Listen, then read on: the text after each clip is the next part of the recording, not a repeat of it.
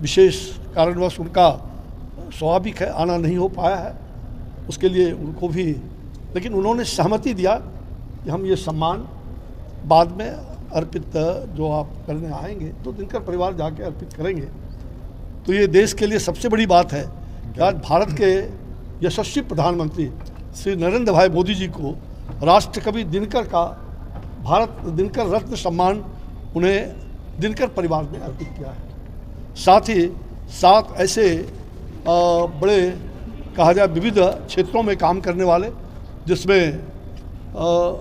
राजनीति में जो दिनकर परिवार से भी बहुत निकट रहे, श्री रामविलास पासवान जी, हमारे ऐसे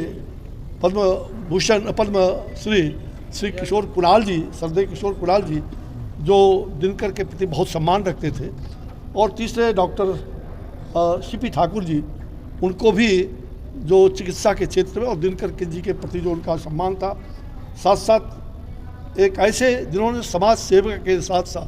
भंगी समाज के लिए स्वच्छता पर जो काम किया है, और दिनकर जी के प्रति जो पहली बार उन्होंने सरकार बनने के बाद इस समय 2015 में आदरणीय प्रधानमंत्री जी के बुलाहट पर और स्वयं उन्होंने यह कार्यक्रम किया था, जिसमें डॉक्टर सीपी ठाकुर और बिंदुश्वर पाठक जी जो अब नहीं रहे, तो सुलभ इंटरनेशनल के बिंदुश्वर पाठक जी, उनको भी ये सम्मान अर्पित है। साथ ही हमारे बलवीर सिंह जी करुण जो आज आए हैं राजस्थान से चलकर, साथ ही श्री इम्तियाज़ अली जी जो निर्माता हैं, फिल्म निर्माता हैं मुंबई के, वो भी आए हैं इस दिनकर सम्मान को लेने के लिए, और अन्य जो अपने खान यहाँ के शिक्षक यहाँ के कोचिंग के इंस्टीट्यूट के रहे, तो ऐसे 7 लोगों को और प्रधानमंत्री जी को मुख्य रूप से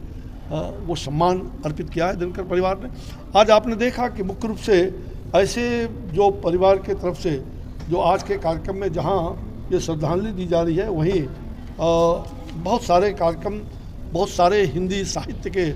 लोग, आज लब्ध प्रतिष्ठित लोगों के संभाषण में हो रहे हैं। मूल रूप से जो आज एनसीसी के कैडेट ने और ज्ञान विद्यालय के ज्ञान निकेतन के छात्र छात्राओं ने जिस प्रकार दिनकर के इस रश्मि रथी पर्व पर अपना काव्य मंचन किया है,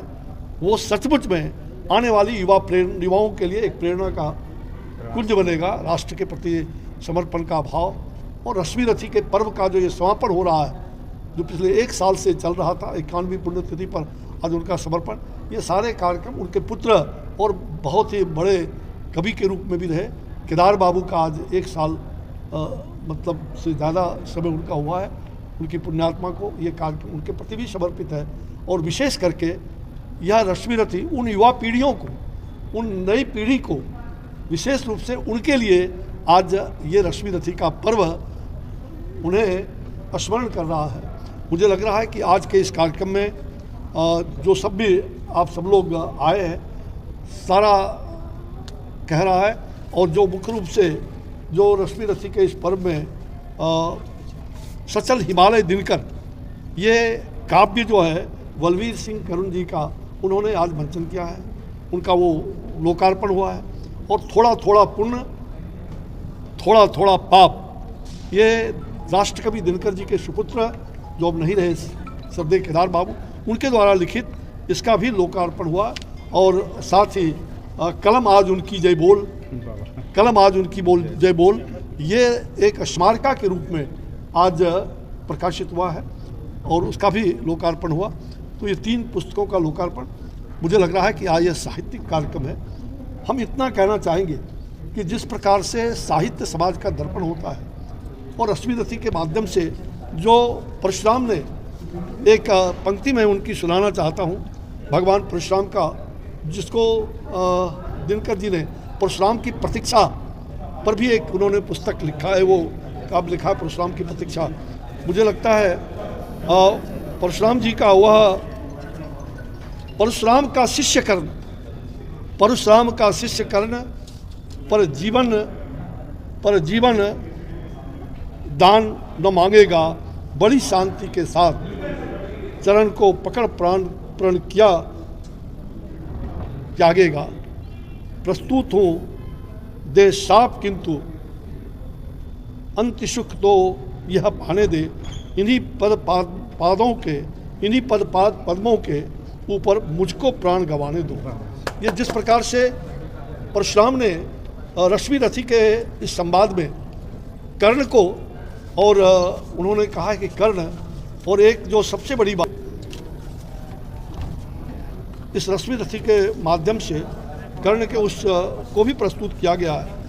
हाय कर्ण तू क्यों जन्मा था, हाय कर्ण तू क्यों जन्मा था, जन्मा तो क्यों वीर हुआ। कवच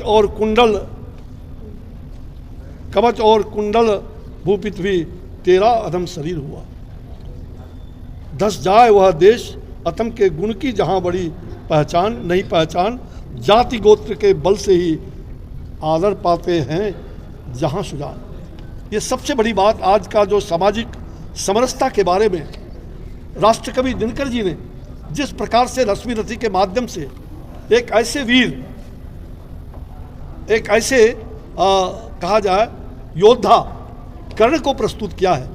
और जहाँ जाति धर्म पूछ करके, गोत्र पूछ करके इस पर भी उन्होंने व्यंग्य किया है। मुझे लगता है आज हमें उस परशुराम की ज़रूरत है जो परशुराम सामाजिक समरसता, समरस सनातन समाज के निर्माण में परशुराम की महत्ता, आज परशुराम की प्रतीक्षा दिनकर जी ने जो कहा था, निश्चित रूप से आज परशुराम की प्रतीक्षा है। और समाज को चिंतन बनाने के लिए, समाज को जागृत करने के लिए आज का यह दिनकर जी का कार्यक्रम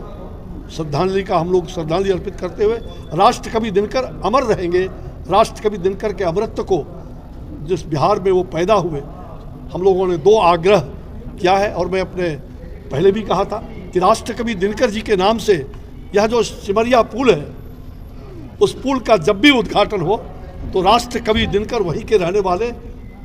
उनके नाम से सिमरिया पुल का वो मतलब नाम रखा जाए, नामाकरण किया जाए। ये सभी क्षेत्रवासियों का, सांसद, विधायक, आम जनता का ये आग्रह है। साथ ही दूसरा, राष्ट्रकवि दिनकर जी को भारत रत्न से नवाजा जाए। ये भारत